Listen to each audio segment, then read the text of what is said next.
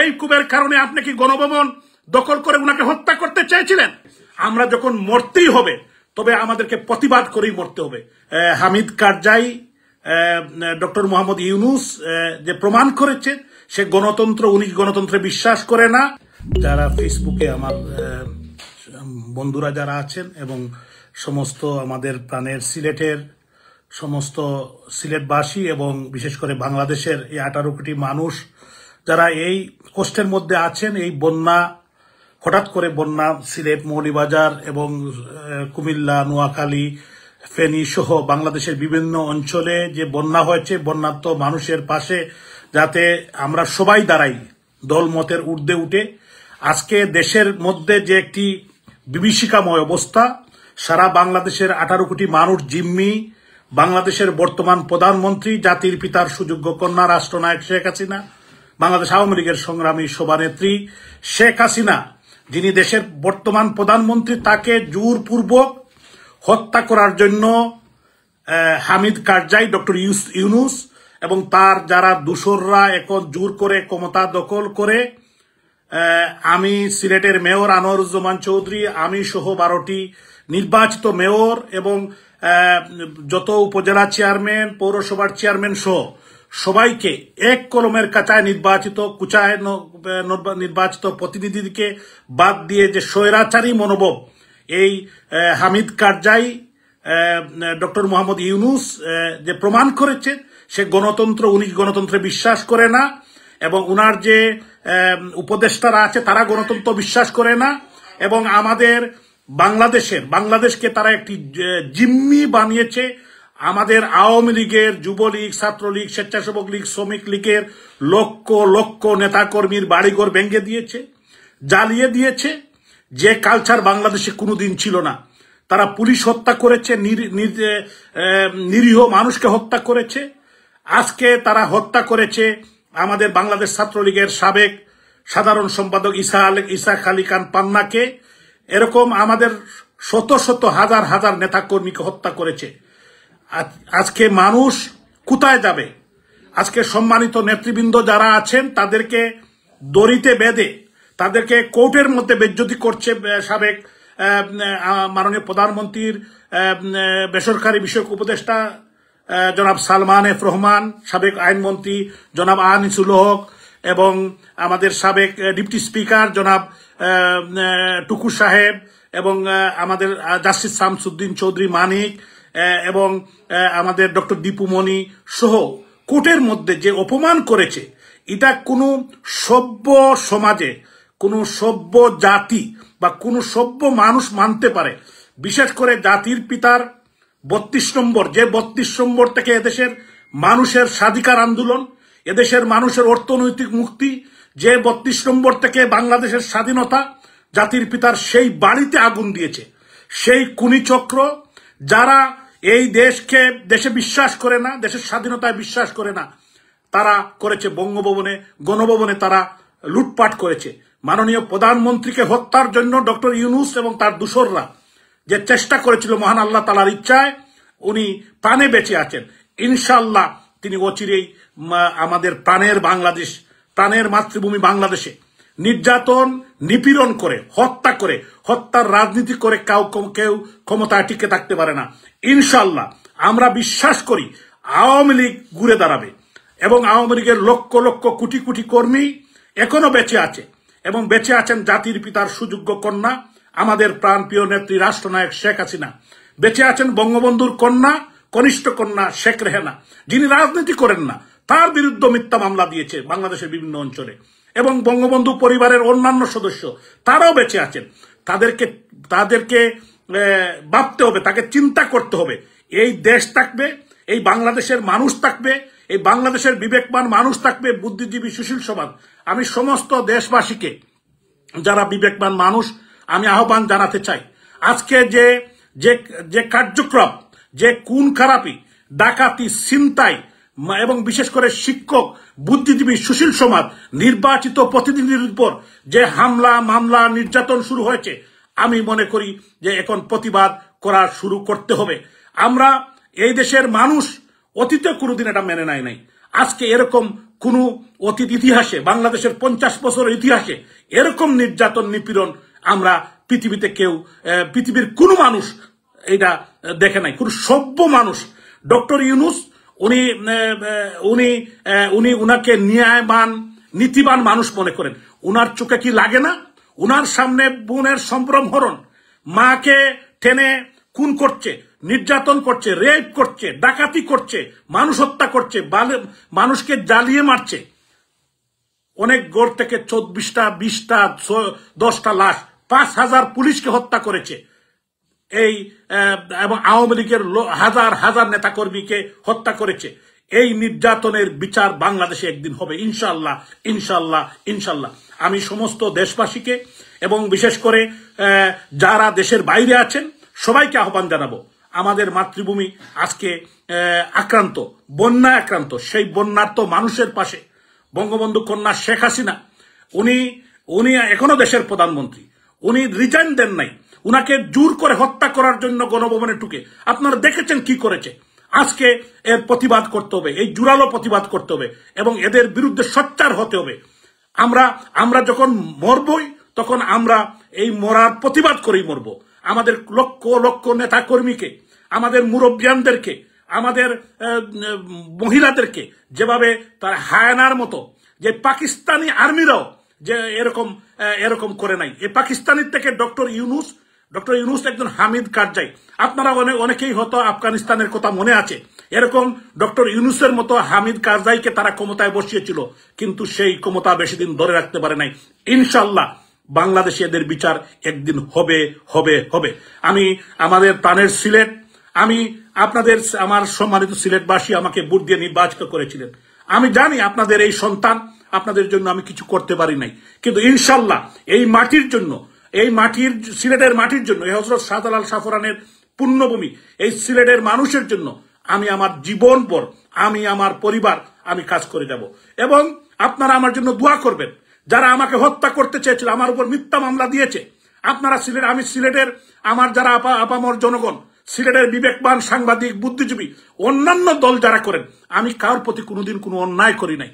আমি নির্বাচিত প্রতিনিধি হিসাবে, আপনারা আমাকে ভোট দিয়ে নির্বাচিত করেছিলেন। আমি যতদিন চালিয়েছি আমি সবাইকে নিয়েই চালিয়েছি। আজকে আমার বিরুদ্ধে চাঁদাবাজি, মার্ডার, যত ধরনের মিথ্যা মামলা, আমার বাড়ি জ্বালিয়ে দিয়েছে। আমাদের প্রায় 25টি, আমাদের নেতা শফিকুর রহমান চৌধুরীর বাড়ি জ্বালিয়ে দিয়েছে, আমাদের নেতা জাকির হোসেনের বাড়ি জ্বালিয়ে দিয়েছে, মাসুক উদ্দিন আহমদের বাড়ি জ্বালিয়ে দিয়েছে, আমাদের নাসির উদ্দিন খানের বাড়ি জ্বালিয়েছে, শফিউল আলম চৌধুরী নাদেলের বাড়ি জ্বালিয়ে দিয়েছে, এবং আমাদের অ্যাডভোকেট রঞ্জিত সরকারের বাড়ি 5 বার জ্বালিয়েছে, আজাদুর রহমান আজাদের বাড়ি 2 বার জ্বালিয়েছে, জাহাঙ্গীর আলম, নাজমুল ইসলাম সহ আমাদের পীযূষ কান্তি দে তাদের বাড়ি জ্বালিয়ে দিয়েছে, আমাদের জাসদের সভাপতি লুকমান আহমদ সাহেবের বাড়ি জ্বালিয়ে দিয়েছে। আজকে বিবেককে, আপনারা বিবেকের, সিলেটে তো কোনোদিন এই কালচার ছিল না। মাহা একটি শাড়িঘরকে লুটপাট করেছে, কোটি কোটি টাকার জিনিস দিয়েছে। এটা কারা করেছে? আমি সিলেটের বিবেকবান মানুষের কাছে আজকে প্রায় 3000 দোকান লুট করা হয়েছে, আর অসংখ্য বাড়ি জ্বালিয়ে, আফতাব হোসেন খান আমাদের স্বেচ্ছাসেবক লীগের প্রেসিডেন্ট, তার বাড়িকে জ্বালিয়ে দেওয়া হয়েছে। তো আমি বলতে চাই, এরা কারা? এরা কি চায়? এই দেশকে কি তারা ধ্বংস করতে চায়? এই দেশ, মাননীয় প্রধানমন্ত্রী রাষ্ট্রনায়ক শেখ হাসিনা, জাতির পিতার কন্যা, উনি এই দেশকে একটি পর্যায়ে নিয়ে এসেছিলেন। আজকে এই আমাদের যে সুন্দর আগামীর বাংলাদেশ, সেই বাংলাদেশকে এই হামিদ কারজাই, ডক্টর ইউনূস ধ্বংস করে দিয়েছে। আজকে গণতান্ত্রিক মনা রাজনৈতিক দল সবাইকে আমরা আহ্বান জানাতে চাই, সবাই কিন্তু ঐক্যবদ্ধভাবে এই হামিদ কারজাইয়ের বিরুদ্ধে রুখে দাঁড়াতে হবে। কারণ এরা জোর করে ক্ষমতায় ধরে মাননীয় প্রধানমন্ত্রী শেখ হাসিনাকে হত্যা করার জন্য গণভবনে যে তাণ্ডব চালিয়েছিল আপনারা দেখেছেন। দেশের বিবেকমান মানুষদেরকে, আমাদের মা বোনদেরকে আপনারা দেখেছেন। মাননীয় প্রধানমন্ত্রী শেখ হাসিনা, উনি ৭৬ বছরের একজন বয়স্ক মহিলা। উনার যে পার্সোনাল জিনিস নিয়ে আমি দেশের মা বোনদেরকে আমি আহ্বান জানাতে চাই, আপনাদের বিবেককে নাড়া দেন। আওয়ামী লীগ সরকার ক্ষমতায় থাকাকালীন আমাদের ভুল ত্রুটি আছে, অবশ্যই আছে। আমরা ভুল ত্রুটি ঊর্ধ্বে নয়, মানুষ ভুল ত্রুটি করতে নয়, কিন্তু এরকম আমি আপনার সিলেটের আমার আপামর জনগণকে বলতে চাই, আপনারা দেখেছেন গত 15 বছরে আওয়ামী লীগ কোনো একটি বাড়িতে কি হামলা করেছিল? কোনো একটি বাড়ি জ্বালিয়ে দিয়েছিল? কোনো একটি মানুষকে হত্যা করেছিল? আজকে তারা কি করছে? আমাদের সবাইকে তারা হত্যার জন্য, মামলা এখন পর্যন্ত আমার মনে হয় প্রায় 20টির উপরে মামলা দিয়েছে, এবং মিথ্যা, বানোয়াট এবং ষড়যন্ত্রমূলক মামলা আমাদের নেতৃবৃন্দ, আমাদের কর্মীদের উপর, এবং তাদেরকে হত্যা করার জন্য তাদের বাড়িতে গিয়ে অস্ত্রশস্ত্র নিয়ে তারা মহড়া দিচ্ছে। এরা কারা? এরা কি করতে চায়? এই বাংলাদেশকে তারা কি আফগানিস্তান বানাতে চায়? তারা কি শ্রীলঙ্কা বানাতে চায়? এই দেশকে, বাংলাদেশের বিবেকবান মানুষ এটাকে আফগানিস্তানও হতে দিবে না, এটাকে পাকিস্তানও বানাতে দিবে না, এটাকে শ্রীলঙ্কা বানাতে দিবে না। এটা বাংলাদেশ থাকবে। এটা জাতির পিতার বঙ্গবন্ধুর বাংলাদেশ। 30 লক্ষ মানুষ, 3 লক্ষ মাহমুদের ইজ্জতের বিনিময় এই বাংলাদেশকে আমরা স্বাধীন করেছি। এই বাংলাদেশ টিকে থাকবে। এই বাংলাদেশকে যারা ধ্বংস করতে চায় তারা ধ্বংস করতে পারবে না। আমি আপনাদের সবাইকে শুভেচ্ছা জানাই, এবং মাননীয় প্রধানমন্ত্রীর জন্য দোয়া করবেন, এবং মাননীয় প্রধানমন্ত্রী ইনশাআল্লাহ এই বাংলাদেশে আবার ফিরে আসবেন, আবার নেতৃত্ব দিবেন। উনি এখনো বাংলাদেশের প্রধানমন্ত্রী, উনি রিজাইন দেন নাই, উনি এখনো রিজাইন দেন নাই। উনাকে জোর করে পাঠিয়ে দেওয়া হয়েছে এবং উনাকে হত্যা করার চেষ্টা করা হয়েছিল। আজকে আমি দেশবাসীকে বলতে চাই, আমাদের লক্ষ লক্ষ কোটি কোটি নেতাকর্মীরা এখনো বেঁচে আছেন। যে যেখানে আছেন, আমরা যখন মরতেই হবে তবে আমাদেরকে প্রতিবাদ করেই মরতে হবে। আমাদের দল, আমরা বেঁচে থাকতে হবে। এটাই আমাদের মাতৃভূমি বাংলাদেশ। এই বাংলাদেশ থেকে আমরা পালাবো না, এই দেশ থেকে আমরা ছেড়ে যাব না, কারণ এটা আমাদের দেশ। এটা এই বাংলাদেশের পতাকা আমাদের, এই মানচিত্র আমাদের। এরা ভুলে গেলে চলবে না। এই বাংলাদেশে একদিন না একদিন এদের বিচার হবে। যারা আজকে এগুলা করছেন তাদের মনে রাখতে হবে, আওয়ামী লীগও 20 বছর ক্ষমতায় ছিল। আওয়ামী লীগ মুক্তিযুদ্ধের নেতৃত্ব দিয়েছে, আওয়ামী লীগ এ দেশ স্বাধীন করেছে। So mind it. এই দেশ থেকে আমরা যদি বেঁচেও না থাকি, আমাদের পরবর্তী প্রজন্ম যারা, এরা কিন্তু ভুলবে না।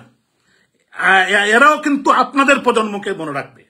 যারা আপনারা আমাদের বাড়ি জ্বালিয়েছেন, যারা আমাদের বাড়িতে হামলা করেছেন, যারা আমাদের বাড়িঘর লুট করেছেন, তাদেরকেও আমাদের পরবর্তী প্রজন্মরা মনে রাখবে। যারা 32 নম্বরে আগুন লাগিয়েছেন, যারা 32 নম্বর লুট করেছেন, যারা গণভবন লুট করেছেন, তাদেরকেও মনে রাখবে। ইনশাআল্লাহ আল্লাহ তাআলা যদি সহায় হন, ইনশাআল্লাহ অচিরেই আমরা এই খুনি চক্রর মুখোশ উন্মোচন হবে। আজকে দেশবাসী অচিরেই বুঝতে পারছে, কিছু সংখ্যক ছাত্রর নামে আজকে মা বোনদের ইজ্জতের উপর তারা হানা দিচ্ছে। আজকে তারা মা বোনদেরকে রাস্তায় বেরোতে দিচ্ছে না। আজকে তারা স্কুলের, কলেজের, ইউনিভার্সিটির টিচারদেরকে, ইউনিভার্সিটির বিসিদেরকে যে বেজ্জতি করছে। আমি বিবেকবান মানুষ যারা আছেন, আপনারা জানেন আমি অনেকটা ইমোশনালি কথা বলছি, আমার হয়তো ভুল ত্রুটি হতে পারে, আপনাদের সন্তান আমি কিন্তু এই কথাগুলো বলছি মনের দুঃখে বলছি। আজকে কিন্তু প্রত্যেকটি এলাকার মানুষ আজকে অসহায়, তারা কেউ শান্তিতে থাকতে পারছেন না। কেন? এটা তো রাজনৈতিক পট পরিবর্তন হতেই পারে, একটি দেশের পট পরিবর্তন হতেই পারে। জোর করে পট পরিবর্তন করে দিয়ে আমাদের লক্ষ লক্ষ নেতাকর্মীর বাড়ি জ্বালিয়ে দেওয়া। একটি বাড়ি থেকে 14টি লাশ বাড়িয়েছে, আরেকটি বাড়ি থেকে 10টি লাশ বাড়িয়েছে, আরেকটি বাড়ি থেকে 4টি লাশ বাড়িয়েছে। এই 3টি কথা আমি মিডিয়াতে দেখেছি। এরকম লক্ষ লক্ষ বাড়িঘর জ্বালিয়ে দেওয়া হয়েছে, এবং প্ল্যানফুলি কোন বাড়ি কখন জ্বালাবে, কার বাড়ি কখন জ্বালাবে, এই কালচার কিন্তু অতীতে বাংলাদেশের রাজনীতিতে ছিল না। এটা হামিদ কারজাই, ডক্টর ইউনূস, উনি কিন্তু একটি কথা বলেন নাই। উনি যদি কোনো বিবেকবান মানুষ থাকতেন, উনি একটি কথা বলতে পারতেন। উনি দায়িত্ব নেওয়ার পরেও বলতে পারতেন যে আমি এই দেশের মানুষের অশান্তি দেখতে চাই না, এদেশের মানুষের বাড়িঘর জ্বালাতে দেখতে চাই না। আমি 32 নম্বরে উনি যেতে পারতেন, উনি কিন্তু যান নাই।